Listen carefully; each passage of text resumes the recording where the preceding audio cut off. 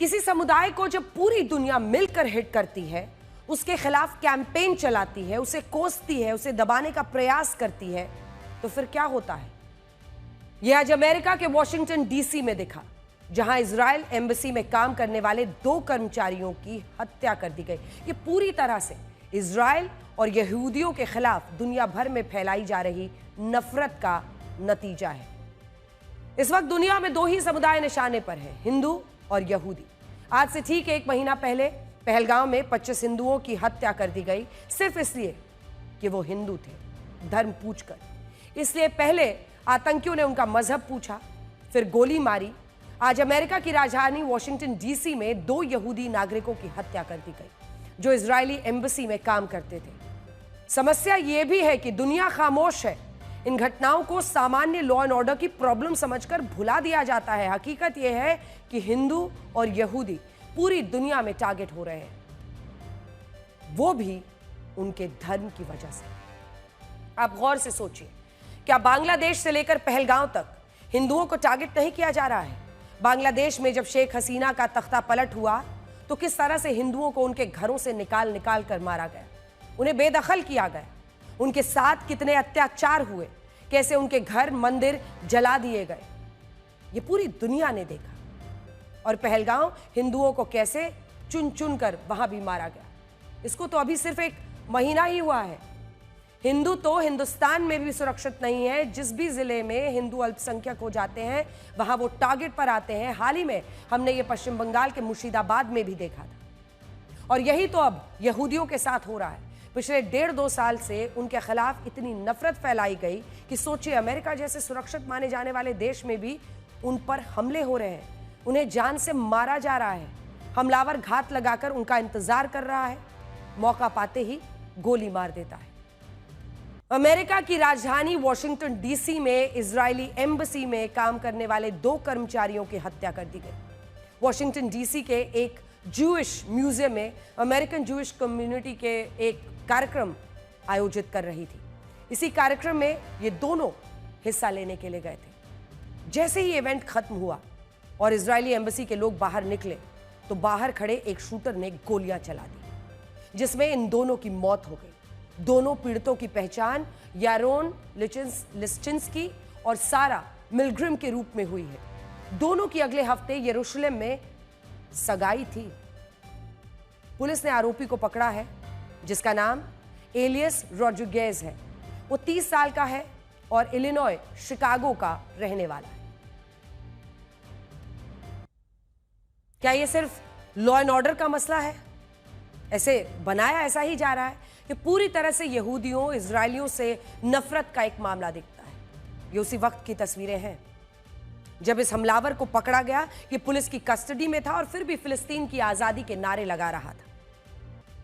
नफरत के नींव पर एक तरह से इस हत्या की पूरी बिसात साफ दिखाई दे रही है। पूरी तरह से इजरायलियों के खिलाफ नफरत का केस है, क्योंकि जिस तरह से अमेरिका समेत दुनिया के बड़े बड़े देशों में इजरायल के खिलाफ रैलियां निकाली गई, ये उसी का नतीजा है कि आज इजरायल के नागरिकों की अमेरिका में खुलेआम हत्या हो रही है। इनका क्या कसूर था? अमेरिका में लगातार फिलिस्तीन के पक्ष में और इजरायल के खिलाफ ऐसी खूब रैलियां निकाली जा रही हैं। अमेरिकी यूनिवर्सिटीज में लगातार एंटी इजरायली एजेंडा चलता है, जिसके खिलाफ डोनाल्ड ट्रंप की सरकार ने एक्शन भी लिया। और यह एंटी इजरायली एजेंडा सिर्फ अमेरिका में ही नहीं चल रहा, पूरी दुनिया में कई हिस्सों में चल रहा है। मुस्लिम देश तो इजरायल और यहूदियों के खिलाफ है ही, लेकिन यूरोप से लेकर अमेरिका तक यहूदियों के खिलाफ नफरत फैलाई जा रही है। और अब इजरायल भी यही बात कह रहा है कि अमेरिका में जो आज हुआ वो इसी नफरत की वजह से हुआ।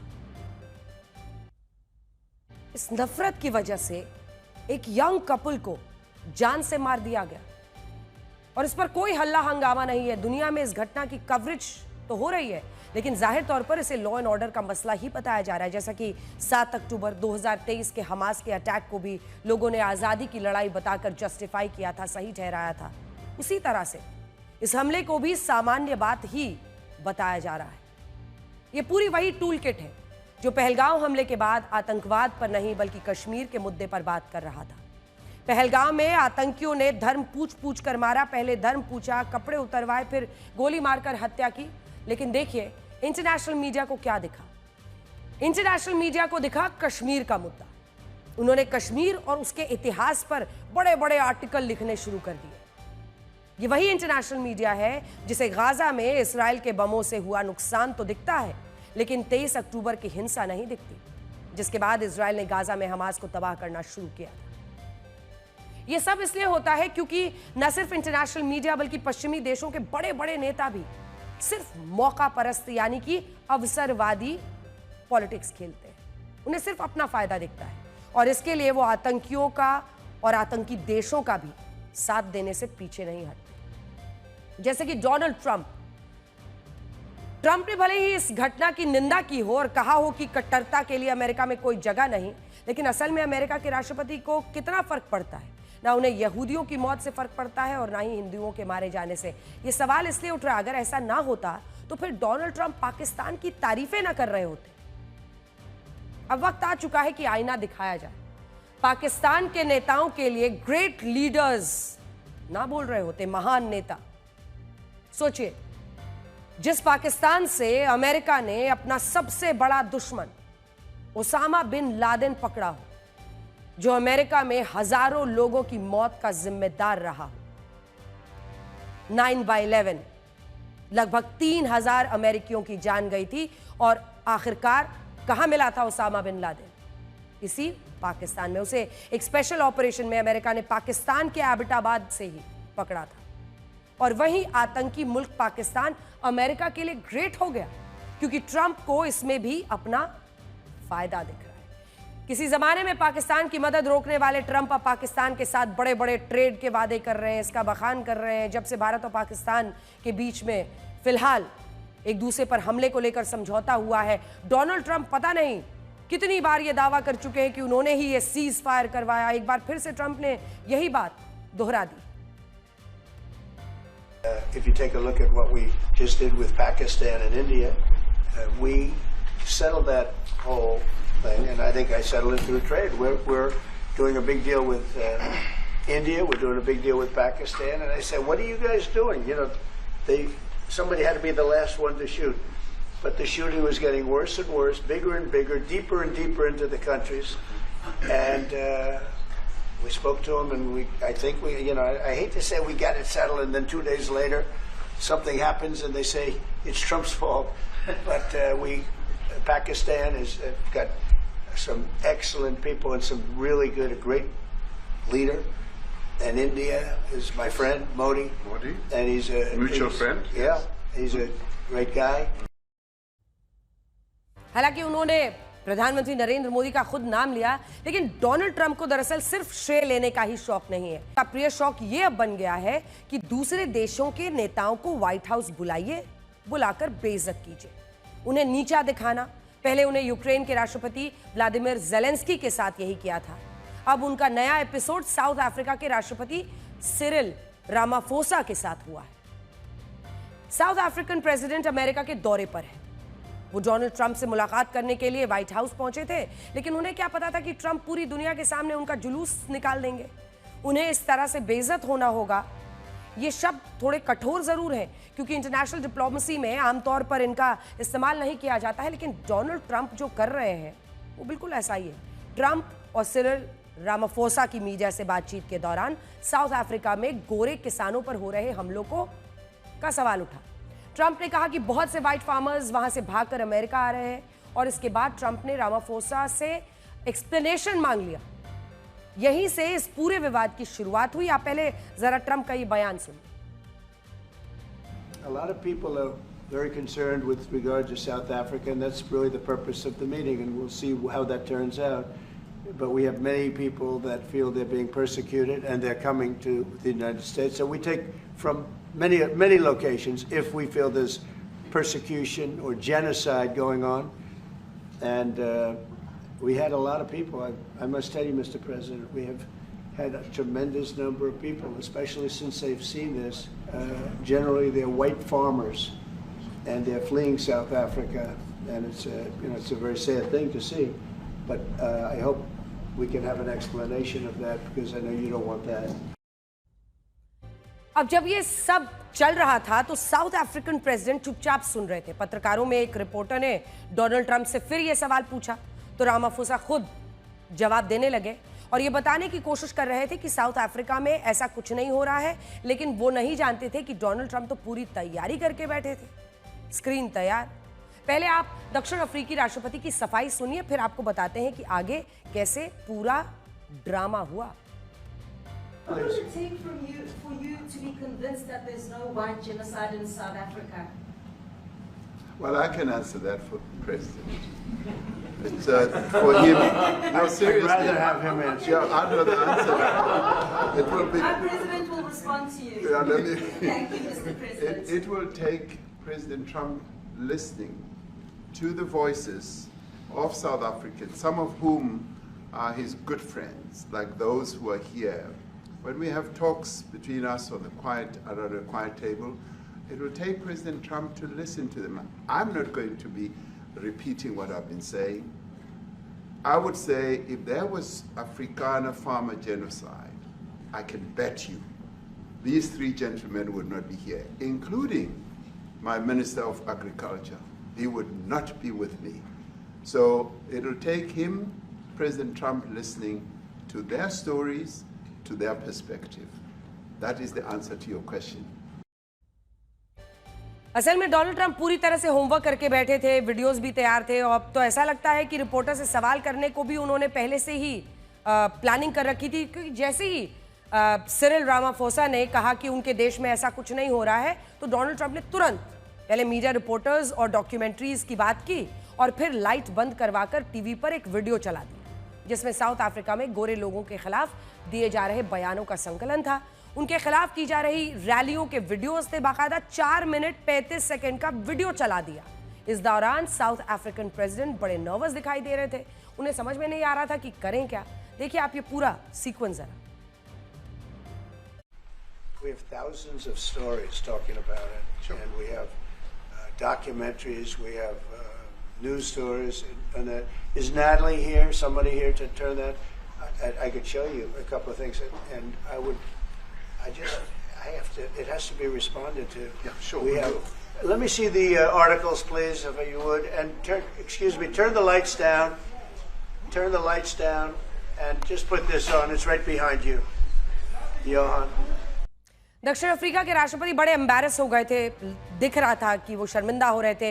ये कहते रहे कि ये कुछ घटनाएं जरूर हुई हैं लेकिन हमारे देश में कानून का राज है और ऐसा नहीं हो रहा है कि गोरों को चुन चुन कर मारा जा रहा हो। लेकिन ट्रंप मान नहीं रहे थे, वो तो सीधे रामाफोसा से बहस करने लग गए जैसे कि वो किसी संप्रभु देश के राष्ट्रपति नहीं बल्कि अमेरिका के कोई विपक्ष के नेता हो।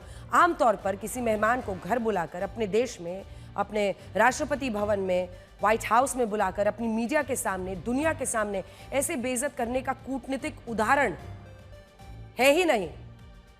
लेकिन ये डोनाल्ड ट्रंप है जो इस वक्त कुछ भी कर रहे हैं, कुछ भी बोल रहे हैं। Let me clarify that. Yeah, Let me clarify that because what you saw, the speeches that were being made, one, that is not government policy.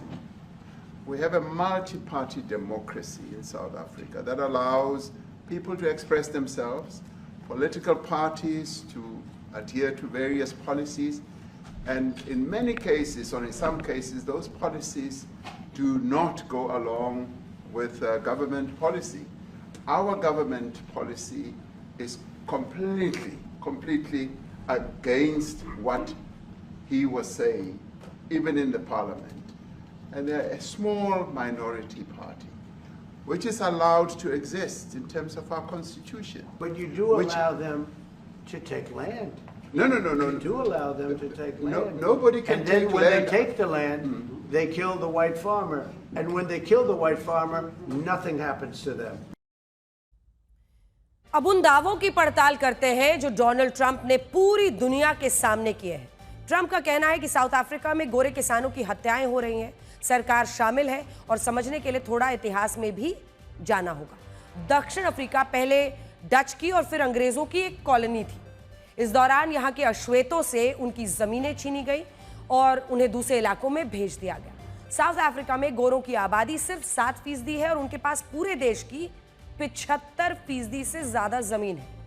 इसीलिए साउथ अफ्रीका में 9 अक्टूबर 2024 को सिरिल रामाफोसा के दस्तखत के बाद जमीन अधिग्रहण कानून लागू हुआ था। इस कानून के तहत सरकार सार्वजनिक हित के लिए बिना मुआवजे के निजी जमीन का अधिग्रहण कर सकती है। इस कानून का मकसद साउथ अफ्रीका के इतिहास में रंगभेद के दौरान हुए अन्याय को ठीक करना है। ट्रंप का दावा है कि साउथ अफ्रीका की सरकार इस कानून के जरिए लोगों की जमीन जबरदस्ती छीन रही है और गोरे लोगों के साथ बुरा बर्ताव हो रहा है। गोरे किसानों के खिलाफ साउथ अफ्रीका में हमले तो हो रहे हैं। कुछ इंटरनेशनल रिपोर्ट्स बताती हैं कि हमले तो हो रहे हैं, लेकिन डोनाल्ड ट्रंप ने साउथ अफ्रीकन प्रेसिडेंट को नीचा दिखाने के लिए जो वीडियो दिखाए उनमें से कई फर्जी थे। ये आरोप है, जैसे कि ये वीडियो था जिसमें ट्रंप ने दावा किया कि ये सारे गोरे किसानों की कब्रें हैं। ये पूरी तरह से फर्जी पाया गया। हकीकत यह है कि ये श्वेत किसानों की कब्रें नहीं है, बल्कि श्वेत किसानों ने एक प्रोटेस्ट किया था जब 2020 में 2 लोगों की हत्या हुई। ये उसी प्रदर्शन की तस्वीरें हैं। इस तरह से डोनाल्ड ट्रंप ने जो आर्टिकल्स दिखाए थे उनमें से एक आर्टिकल में छपी तस्वीर अफ्रीकी देश कोंगो में एक महिला की हत्या की तस्वीर थी और उसे साउथ अफ्रीका का बता दिया गया। असल में डोनाल्ड ट्रंप ने ये पूरा ड्रामा सिरिल रामाफोसा का जो एक तरीके से उनको एम्बैरस करना कह लीजिए या फिर शर्मिंदा करने के लिए रचा था, जैसा कि उन्होंने फरवरी में यूक्रेनी राष्ट्रपति व्लादिमीर ज़ेलेंस्की के साथ किया था। ट्रंप ने उस वक्त इसी व्हाइट हाउस में उन्हीं कुर्सियों पर ज़ेलेंस्की को बिठाकर उनसे खूब बहस की थी। तब भी डोनाल्ड ट्रंप के इस व्यवहार पर सवाल उठे, लेकिन कूटनीति में ऐसे व्यवहार की अपेक्षा होती नहीं है। ऐसी तस्वीरें बदसलूकी मानी जाती हैं। इसीलिए तो दक्षिण अफ्रीकी राष्ट्रपति ने भी ट्रंप की चुटकी ले ली कि मेरे पास आपको देने के लिए विमान नहीं है, जैसे कि हाल में कतर ने ट्रंप को विमान गिफ्ट किया है। Sorry, I don't have a plane to give you. I wish you did. I take it. I would take it. If your country offered the United States Air Force a plane, I would take it. Sorry, I don't have a plane to give you. I wish you did. I take it. I would take it. If your country offered the United States Air Force a plane, I would take it. 100 सोनार की एक लोहार की। अगली खबर का रुख करते हैं। पिछले कुछ दिनों से डोनाल्ड ट्रंप पूरी दुनिया के सरपंच बने हुए हैं। जब जिसको चाहा कुछ बोल दिया, जब जिसकी बेइज्जती करनी हुई अपने यहाँ बुलाकर अपमानित कर दिया, जब जहाँ श्रेय लेना रहा खुद ही अपनी पीठ थपथपा ली। 28 फरवरी को उन्होंने यूक्रेन के राष्ट्रपति व्लादिमीर ज़ेलेंस्की को व्हाइट हाउस बुलाकर अपमानित किया था। युद्ध रुकवाने के नाम पर उनकी ज़ेलेंस्की की खूब बहस हुई, पूरी दुनिया ने वो सब देखा था। अब की बार उन्होंने साउथ अफ्रीका के राष्ट्रपति सिरिल रामाफोसा को व्हाइट हाउस में अपने सामने बैठाकर अपमानित किया। ये सब करके ट्रंप दुनिया को ये बताना चाहते हैं कि वो असली बॉस है, क्योंकि यही कहकर वो इस बार सत्ता में आए हैं, लोगों का वोट पाए हैं। ऐसी ही हरकत उन्होंने 7 से 10 मई तक चले भारत पाकिस्तान युद्ध के दौरान भी दिखाई थी। डोनाल्ड ट्रंप ने दुनिया भर में दावा कर दिया उन्होंने भारत पाकिस्तान का परमाणु युद्ध रुकवा दिया। आपने वो कहावत तो सुनी होगी, तू कौन मैं खामखा। डोनाल्ड ट्रंप वही खामखा है जो बिना बात के दूसरों के मुद्दों में टांग अड़ाने पहुंच जाते हैं। 10 मई को जब सीज फायर की घोषणा हुई तो हमारे देश के कई विपक्षी नेताओं ने इसका श्रेय डोनाल्ड ट्रंप को दे दिया था, क्योंकि उन्होंने पहले पोस्ट कर दिया था। इससे पहले कि पाकिस्तान सीज फायर का ऐलान करता, भारत कहता कि ठीक है हमला नहीं करोगे तो हम छोड़ देंगे, उससे पहले ही डोनाल्ड ट्रंप ने कर दिया। इन लोगों ने केंद्र सरकार पर आरोप लगाया, विपक्ष ने, कि वो डर से पीछे हट गए। भारतीय सेना, सरकार, यहां तक कि प्रधानमंत्री ने भी बार बार कहा कि सीज फायर का फैसला पाकिस्तान की गुहार के बाद लिया गया, डीजीएमओ के कॉल के बाद लिया गया, लेकिन विपक्षी नेता सेना और सरकार के बजाय डोनाल्ड ट्रंप की बातों पर भरोसा करते हुए दिखाई दिए। अब एक बार फिर से प्रधानमंत्री नरेंद्र मोदी ने पाकिस्तान और पाकिस्तानी विचारधारा को शक्ति देने वाले लोगों को एक बड़ा और सख्त संदेश दिया है।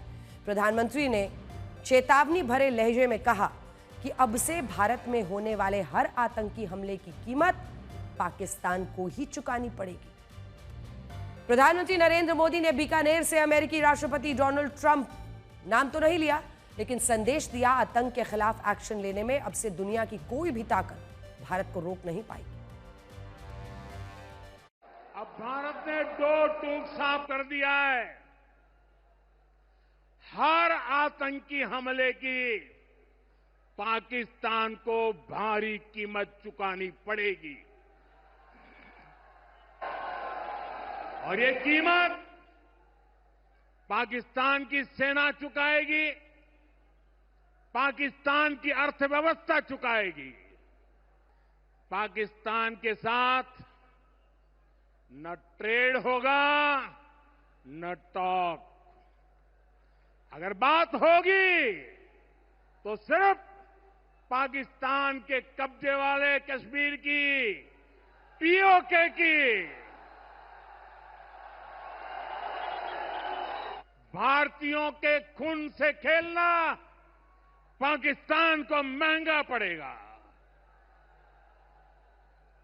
ये भारत का संकल्प है और दुनिया की कोई ताकत हमें इस संकल्प से टिका नहीं सकती है। प्रधानमंत्री नरेंद्र मोदी ने आतंकवाद के खिलाफ भारत के नए मास्टर प्लान के बारे में भी बताया है। भारत अब से किसी भी आतंकवादी हमले को एक घटना के तौर पर नहीं देखेगा, बल्कि इसे भारत पर हुए हमले के तौर पर देखेगा। और पूरी दुनिया जानती है कि हम युद्ध शुरू नहीं करते हैं, लेकिन हम पर हमला करने वाले दुश्मन को घुटनों पर लाकर अपनी शर्तों पर खत्म जरूर करते हैं। प्रधानमंत्री मोदी ने भारत के दुश्मनों को आज 4 बड़े संदेश दिए। ये संदेश आतंकियों, पाकिस्तानी सेना और सरकार और दुनिया के हर उस देश के लिए है जो पाकिस्तानी आतंकवाद को पाल पोस रहा है और भारत के खिलाफ काम कर रहा है। पहला संदेश पाकिस्तान के लिए, भारत पर अगर आतंकी हमला हुआ तो पाकिस्तान पर तुरंत हमला किया जाएगा, यानी आतंकी हमले का भुगतान पाकिस्तान की तबाही से वसूला जाएगा। दूसरा संदेश दुश्मन देशों के लिए था कि हमले की स्थिति में पलटवार का समय, तरीका, युद्ध विराम की शर्तें भारतीय सेना ही तय करेगी। तीसरा संदेश परमाणु बम से डराने वालों के लिए था कि परमाणु बम की धमकियों से भारत डरेगा नहीं, बल्कि धमकी देने वालों पर ही उसी तरह का पलटवार करेगा। चौथा संदेश आतंकियों के समर्थकों के लिए था कि अब से भारत और आतंकवादियों और उन्हें पालने पोसने वाली सरकारों को एक ही टीम समझा जाएगा, यानी जब आतंकी हमला होगा तो पलटवार केवल आतंकी ठिकानों पर ही नहीं होगा, आतंकियों को समर्थन देने वाली सरकारी ठिकानों पर भी होगा। पाकिस्तान भारत से कभी सीधी लड़ाई जीत ही नहीं सकता। जब भी सीधी लड़ाई होती है तो बार बार पाकिस्तान को मुंह की खानी पड़ती है। इसलिए पाकिस्तान ने आतंकवाद को भारत के खिलाफ लड़ाई का हथियार बनाया है। लेकिन पाकिस्तान एक बात भूल गया, अब मां भारती का सेवक मोदी यहां सीना तान कर खड़ा है।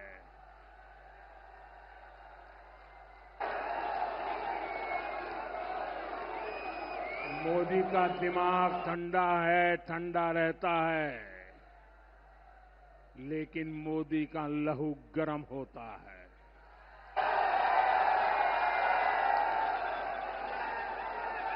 और अब तो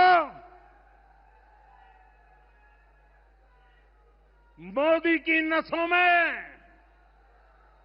लहू नहीं, गरम सिंदूर बह रहा है।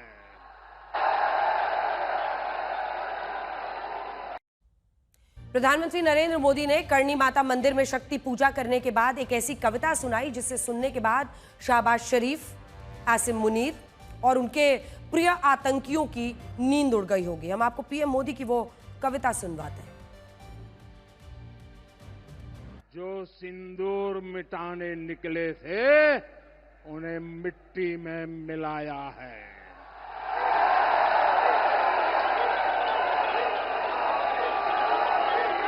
जो हिंदुस्तान का लहू बहाते थे आज कतरे कतरे का हिसाब चुकाया है।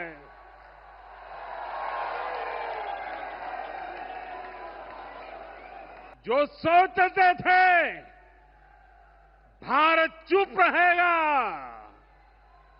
आज वो घरों में डूब डूब के पड़े हैं। जो अपने हथियारों पर घमंड करते थे, आज वो मलबे के ढेर में दबे हुए हैं।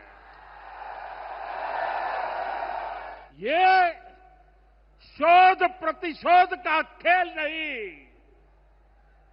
ये न्याय का नया स्वरूप है।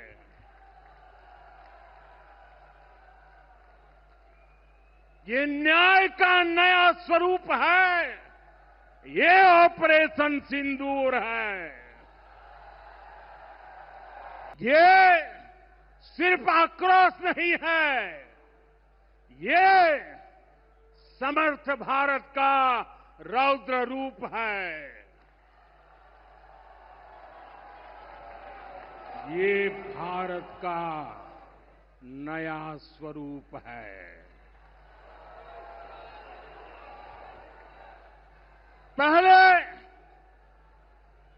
पहले घर में घुसकर किया था वार, पहले घर में घुसकर किया था वार, अब सीधा सीने पर किया प्रहार है।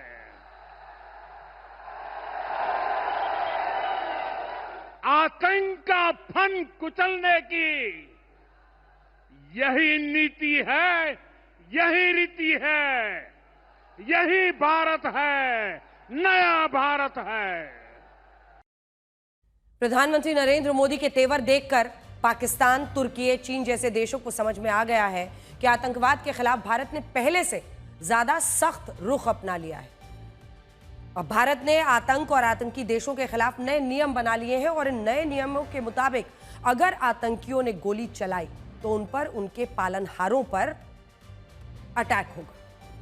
यही संदेश भारत के 7 डेलीगेशन दुनिया भर के देशों में दे रहे हैं। आज यही संदेश देश के विदेश मंत्री एस जयशंकर ने एक टेलीविजन इंटरव्यू में भी दिया है। नीदरलैंड्स के एक न्यूज चैनल को दिए इंटरव्यू में उन्होंने कहा कि आसिम मुनीर धार्मिक कट्टरता से पीड़ित है। उन्होंने पहलगांव आतंकी हमले को पाकिस्तानी साजिश बताते हुए कहा कि पर्यटकों को उनका धर्म पूछ कर मारा गया ताकि भारत में धार्मिक नफरत पैदा हो जाए। उन्होंने इशारों में कहा कि पहलगांव आतंकी हमले में धर्म का एंगल और मौलाना आसिम मुनीर के बीच गहरा संबंध है। बात इसी के इर्द गिर्द हो रही है जिस एक घटना ने पूरे भारत को झकझोर दिया, पाकिस्तान को भारत का रौद्र रूप दिखाया। उस घटना को आज पूरा 1 महीना हो गया है। 22 अप्रैल को पहलगांव की बैसरन घाटी में 26 पर्यटकों को हिंदू होने की वजह से मार दिया गया था। पाकिस्तानी और स्थानीय आतंकियों ने हिंदू पर्यटकों को धार्मिक पहचान पूछकर मारा था। उस दिन के बाद से अभी तक भारत का गुस्सा शांत नहीं हुआ है। भारत सरकार और सेना ने उसी दिन सोच लिया था कि इस बार पाकिस्तान को ऐसा सबक सिखाया जाएगा जो वो वर्षों तक भूल नहीं पाएगा। पहलगांव हमले के बाद अगले 4 हफ्तों में क्या क्या कदम उठाए गए, ये आज हम आपको बताने वाले हैं। पहले हफ्ते में केंद्र सरकार, खुफिया एजेंसी और सेना के अधिकारियों के बीच बैठक हुई और आतंकियों के खात्मे के लिए कश्मीर का कोना कोना तलाशा जाने लगा। कई आतंकियों को एनकाउंटर में मारा गया, उनके स्थानीय मददगारों को गिरफ्तार किया गया। ये वो वक्त था जब पूरा भारत पाकिस्तान से बदला चाहता था। दूसरे हफ्ते में भारतीय सेना को लंबे युद्ध की तैयारी करने के लिए कहा गया। आर्मी, नेवी, एयरफोर्स ने युद्धाभ्यास शुरू किया। भारतीय राजनयिकों ने वैश्विक समुदाय को पहलगांव हमले में पाकिस्तान के हाथ के बारे में बताया। इसी के साथ देशवासियों को ब्लैकआउट हमले की स्थिति में बचाव के तरीके भी सिखाए जाने लगे। तीसरे हफ्ते, जिसकी शुरुआत 7 मई से हुई, जब पाकिस्तान ने भारतीय वायुसेना की शक्ति, पराक्रम देखा। भारतीय सेना ने पाकिस्तान और पीओके में मौजूद 9 आतंकी ठिकानों को तबाह कर दिया, जिसमें जैश लश्कर के हेडक्वार्टर शामिल थे। इसी हफ्ते में भारत ने पाकिस्तान को मॉडर्न वॉरफेयर में भी धो दिया। भारतीय सेना ने अपने ड्रोन अटैक से उनके कई शहरों पर हमले किए और जब पाकिस्तान ने ड्रोन और मिसाइल हमले किए तो सभी हमले नाकाम कर दिए। इन हमलों का जवाब भारत ने ब्रह्मोस से दिया और ब्रह्मोस के कहर से पाकिस्तान के 11 सैन्य ठिकाने तबाह किए। भारत के इस हमले ने पाकिस्तानी सेना और सरकार के होश उड़ा दिए और वो मजबूर होकर घुटने पर आ गए, सीज फायर की गुहार लगाने लगे। चौथा हफ्ता पाकिस्तान की फेक न्यूज के नाम रहा। बुरी तरह से हारने वाले, सैन्य बेस गंवाने और नाकाम हमलों के बावजूद पाकिस्तान में जीत का जश्न मनाया गया, जिस पर पूरी दुनिया हंसने लगी। फिर तो जो विदेशी मीडिया है वो भी खुलकर लिखने लगी कि यह भारत की बड़ी जीत है। भारतीय सेना ने पाकिस्तान के झूठ को सच के सबूतों का आईना दिखाया। इन सबूतों से पाकिस्तान का झूठ बेनकाब हुआ। पिछले 1 महीने से हर भारतीय पाकिस्तान से पहलगाम हमले का बदला चाहता था। जिन आतंकियों ने इस हमले को अंजाम दिया उनका खात्मा चाहता था। जिन आकाओं के इशारों पर हिंदुओं को मारा गया उनको मिट्टी में मिलते हुए देखना चाहता था। भारत ने आतंकियों के आकाओं के अड्डे मिट्टी में मिलाए, पाकिस्तानी सेना और सरकार को घुटनों पर लाया। लेकिन एक टीस अभी भी बाकी है। अभी तक पहलगाम हमले में शामिल जिन आतंकियों की तस्वीर दिखाई गई है वो नहीं मारे गए। अभी तक भारतीय सेना और खुफिया एजेंसियों को उन आतंकियों का पता नहीं चला है जिन्होंने पहलगाम में मासूम भारतीयों की जान ली थी। पूरा देश आज जानना चाह रहा है कि आखिर उन 3 आतंकियों को पकड़ने में इतनी मुश्किलें क्यों आ रही हैं। मुख्य प्रश्न है कि वो 6 आतंकवादी कहाँ हैं। उस बारे में अगर देश के गृह मंत्री ने देश को अवगत किया तो हम आभारी रहेंगे। ऑपरेशन सिंदूर तब तक पूरा नहीं होगा जब तक ये 6 आतंकवादी का खात्मा नहीं होता पूरी तरह से। कई सूत्रों के हवाले जानकारी मिली है ये जो आतंकवादी हैं जिन्होंने पहलगाम में आतंकी हमला करवाया था, क्रूर आतंकी हमला करवाया था 22 अप्रैल को, ये पहले भी आतंकी हमले किए हुए थे। पिछले 18 महीने में 3 और आतंकी हमले में ये जिम्मेदार थे। आतंकवादियों को तो पकड़िए, गिरफ्तार कीजिए। वो तो आपकी प्राथमिकता वो है, प्राथमिकता सांसदों को भेजने की नहीं होनी चाहिए। ये जो गालियां दे रहे हैं राहुल गांधी, खड़गे साहब, जयराम रमेश जी कि ये जा रहे हैं पीआर क्या होता है यार। ये सरकार आज संजय झा के नेतृत्व में टोक्यो पहुंचा है, 33 देश जाएगा। इस आतंकी का पोल खोलेंगे। सिंधु नदी मेरा है, आतंक उसने मचाया, हमने तो केवल आतंकियों को मारा है और आगे भी आतंकी फैलाएगा तो आतंक को मारेंगे चाहे जो करना पड़े। जंगलों में आतंकियों की तलाश करना सुरक्षा बलों के लिए एक चुनौती है। इसकी एक बड़ी वजह आतंकियों की मिल रही स्थानीय मदद है। आतंकियों को OGW यानी ओवरग्राउंड वर्कर्स से मिल रही जो सहयोग है। ये लोग आतंकियों को छिपने में मदद कर रहे हैं। इसके अलावा सेना की मूवमेंट से जुड़ी जानकारी, खाना पीना मुहैया करवा रहे हैं। इसी वजह से आतंकी लगातार अपनी लोकेशंस बदल रहे हैं, जिससे उन्हें ट्रैक करना, पकड़ना मुश्किल हो रहा है। सूत्रों से हमें जो जानकारी मिली है उसके मुताबिक जिन आतंकियों ने पहलगाम हमले को अंजाम दिया वो सभी लश्कर-ए-तैयबा के आतंकी जो है मूसा फौजी ग्रुप के थे। इनमें 3 आतंकी पाकिस्तान से आए थे, 1 आतंकी स्थानीय कश्मीरी था। आतंकियों की तलाश में पहली समस्या पहाड़ी इलाका, घना जंगल। इसके अलावा दक्षिण कश्मीर में आतंकियों के जो ओवरग्राउंड वर्कर्स हैं वो भी बहुत है, जो कि आरोपों के मुताबिक उनको मदद दे रहे हैं। ऐसा भी संदेह जताया गया है कि आतंकियों ने पहलगाम हमला करने से पहले बचकर निकलने और छिपने की लंबी प्लानिंग की थी, इसीलिए उनकी तलाश में मुश्किलें आ रही हैं। ऐसा भी संदेह है कि आतंकियों ने हमले के बाद अपने हथियारों को जंगल में नहीं छोड़ा है, बल्कि अपने मददगार घरों में छिपा दिया है। कई जगह उन्होंने छिपने के ठिकाने पहले से ही बना रखे थे। सेना का संदेह है कि आतंकी भेष बदलकर स्थानीय मददगारों के बीच रहने लगे हैं, जिससे उनकी पहचान मुश्किल हो रही है। सूत्रों के मुताबिक आतंकियों ने हमले के बाद अपने हैंडलर से कोई बात नहीं की है। उन्हें डर है कि जैसे ही वो हैंडलर से बात करेंगे वैसे ही उन्हें ट्रैक कर लिया जाएगा। सेना को आतंकियों की तलाश के लिए हर व्यक्ति, हर इलाके की चेकिंग करनी पड़ रही है, इसीलिए इसमें वक्त लग रहा है। पहलगाम हमले का मकसद भारत में आतंकवादी घटना को अंजाम देने से ज्यादा हिंदुओं में डर फैलाना था। पाकिस्तानी आतंकी चाहते थे कि कश्मीर में पर्यटक ना आए, क्योंकि उन्हें मालूम था कि कश्मीर में ज्यादातर भारतीय हिंदू आते हैं। देश भर से, कोने कोने से, बल्कि हर धर्म के लोग वहां पर पहुंचते हैं। इस हमला का कश्मीर के पर्यटन पर बुरा असर दिखने लगा है। पहली बार कश्मीर में सैलानियों की संख्या में जबरदस्त गिरावट है। पहली बार डल लेक में हाउस बोट खाली है। पहलगाम, सोनमर्ग, गुलमर्ग जैसी खूबसूरत जगहों पर एक सूनापन दिख रहा है।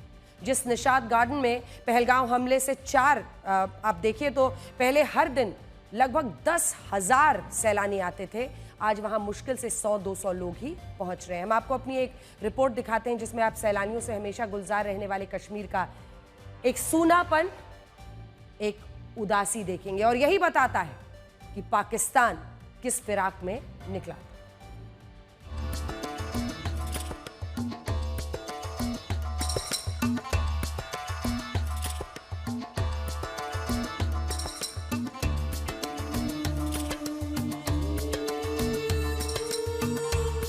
पहलगाम अटैक को तकरीबन 1 महीना हो चुका है और 1 महीने में कश्मीर बहुत अलग अलग तरीके से बदल चुका है। 1 महीना नहीं बल्कि सदियां लग रही हैं अगर आप टूरिज्म यानी कि पर्यटन व्यवसाय से जुड़े हैं, क्योंकि अभी बिल्कुल जीरो है पर्यटन, कोई टूरिस्ट फुटफॉल नहीं है।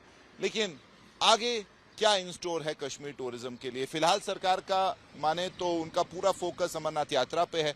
टूरिज्म कहीं जो है सोच में फिलहाल नहीं है। जब भी कोई घटना हो जाती है उसको जूझने में, उसको वापस रिकवर करने में थोड़ा टाइम तो लग ही जाता है। लेकिन अगर पीएमओ ऑफिस के जरिए स्पेशली हमारे मोदी साहब एक मैसेज देते कि आप आइए, आपके लिए कश्मीर सिक्योर है, जो कि ये खुद भी मान रहे हैं इस वक्त बहुत सिक्योर है। जब हमारा सीज फायर हुआ कश्मीर में तो तब से लेके अभी तक बहुत सिक्योर है कश्मीर के, और हमें लगता है कि एक अच्छा इनिशिएटिव उठाना चाहिए गवर्नमेंट ऑफ इंडिया की तरफ से कि अगर हम अमरनाथ को लेके इतना एक पॉजिटिव हैं तो इसके साथ साथ अगर हमें कश्मीर टूरिज्म को भी चलाना है सो दैट यहाँ की जो माशियत है थोड़ा वापस जो बिखर गई है वो वापस आ जाए।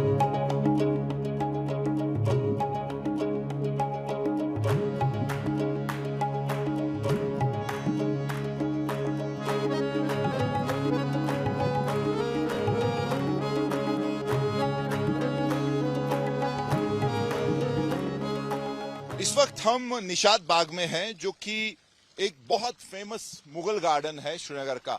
और पर्यटन एक्टिविटी की बात करें तो डल लेक के आसपास काफी पर्यटन होता था, काफी पर्यटक आते थे और जो भी कश्मीर में आता था पहले डल लेक विजिट करता था। और उसमें ये जो मेरे पीछे आप एक फेमस मुगल गार्डन देख रहे हैं, पहचान है श्रीनगर की, यहाँ के पर्यटन की। अब आपको उस चाय पानी के बारे में बताते हैं जो हमारे कई शहरों में चलने वाली कैब सर्विस कंपनियों ने शुरू कर दिया है, जहां आपको आने जाने का महंगा शुल्क तो चुकाना ही है, लेकिन जल्दी कैब बुलाने के लिए भी पैसा देना है, जिसे ये लोग एडवांस टिप का नाम दे रहे हैं। सरकारी दफ्तरों में काम जल्दी कराने के लिए अक्सर ये आरोप लगता है कि फाइल आगे बढ़ाने के लिए कई बार पैसे मांगने की बातें सामने आती हैं, जिसे कभी सुविधा शुल्क, कभी खर्चा पानी, कभी चाय पानी भी कहा जाता है। कहते हैं फाइल पर वजन रखो तभी आगे खिसकेगी। अब ये बात कैब कंपनियों पर भी लागू हो रही है, पहले टिप दो तब कैब आगे खिसकेगी। इसे लेकर भारत के उपभोक्ता मंत्री प्रहलाद जोशी ने सख्त नाराजगी जाहिर की और उनके निर्देश पर सेंट्रल कंज्यूमर प्रोटेक्शन अथॉरिटी ने कैब कंपनी उबर को नोटिस भेजकर इस बारे में जवाब मांगा है। उन्होंने कहा कि एडवांस टिप का चलन चिंताजनक है, ग्राहक को टिप देने के लिए मजबूर करना अनैतिक है, इमोरल है, शोषणकारी है, ये एक व्यापार का अनुचित तरीका है। उबर कंपनी ने एक एडवांस टिप फीचर शुरू कर दिया है। ग्राहक जिसमें 50 रुपए, 75 रुपए या 100 रुपए की एडवांस टिप देकर फास्ट पिकअप पा सकते हैं। ऐप पर लिखा जाता है कि add a tip for faster pickup, यानी जल्दी अगर आपको पिकअप चाहिए तो टिप डालिए। A driver may be more likely to accept this ride if you add a tip, यानी एक ड्राइवर आपकी रिक्वेस्ट को, आपकी राइड को, आपको गाड़ी से ले जाने के लिए तैयार होगा अगर आप ये टिप ऐड करते हैं। तो अगर आपने टिप ऐड कर दी उसके बाद बदला नहीं जा सकता। सोचिए, आप जो सेवा ले रहे हैं उसके पैसे आप चुका ही रहे हैं, उसके ऊपर से आपको टिप देने के लिए भी मजबूर किया जा रहा है, जबकि टिप एक ऐसी राशि है जो सर्विस से संतुष्ट होकर आप खुद ही खुश होकर कर्मचारी को अपनी इच्छा से देते हैं, ना कि आपको इसके लिए बाध्य किया जाए और ये कहा जाए कि अगर आप टिप देंगे तो गाड़ी आएगी। पहले ही कई लोग ये मानते हैं, कई बार उनके ट्रिप्स कैंसिल कर दिए जाते हैं जब वो बुक करते हैं। कई बार मुश्किलों में लड़कियां ऐसी जगहों पर मौजूद है जहां उन्हें गाड़ी चाहिए, अब तो वो ऐसे में मजबूर है टिप देने को। जैसे कि रेस्टोरेंट में वेटर को टिप देना, अगर आपको खुशी है तो आप देते हैं। किसी डिलीवरी बॉय या सैलून कर्मचारी को टिप देना, ये टिप आप अगर खुश हुए उनके काम से, ये आपके उस खुशी पर निर्भर करता है, ना कि कंपल्सरी है। जबकि कैब कंपनियां ग्राहकों से वाजिब या गैर वाजिब दाम वसूलने के बाद टिप के लिए मजबूर कर रही हैं। गैर वाजिब इसलिए कहा कि इनके फेयर एक जैसे, उनकी जो किराया है वो एक जैसे नहीं रहते। जैसे ही लगता है कि अब ग्राहक मजबूरी में है, किराया तेजी से बढ़ने लगता है। देखते हैं, खराब मौसम हुआ, डिमांड ज्यादा, आप दूर दराज में हो या फिर रात हो, अगर आपको कैब सर्विस लेनी है तो ज्यादा पैसे चुकाने पड़ते हैं। फिर ये आपकी दूरी नहीं बल्कि मजबूरी देखते हैं। हाल ही की एक घटना आपको बताते हैं, जब बेंगलुरु में एक व्यक्ति अपने परिवार और छोटे बच्चे के साथ बारिश में फंस गए। जब उसने उबर कैब बुक करने की कोशिश की तो सिर्फ 12 किलोमीटर का किराया 800 रुपए से लेकर 2000 रुपए तक दिखाने लगा।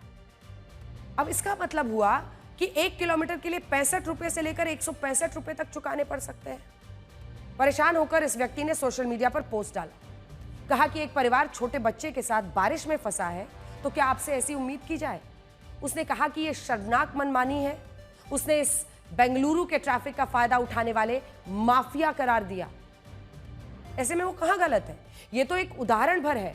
बड़े शहरों में हर दिन लोग इस ज्यादती का शिकार होते हैं। उन्हें ऑफिस जाना है, घर जाना है या बाजार जाना है, मजबूरन कैब कंपनियों की मनमानी महंगी सेवाओं का इस्तेमाल करना पड़ता है। इसी साल जनवरी में भी ओला और उबर जैसी कैब कंपनियों को सरकार ने नोटिस जारी किया था। तब इन कंपनियों पर आईफोन यूजर से ज्यादा किराया वसूलने के आरोप लगे थे। सरकार ने डिफरेंशियल प्राइसिंग कहकर चिंता जाहिर की थी। हालांकि दोनों ही कंपनियों ने इन आरोपों से इनकार कर दिया था।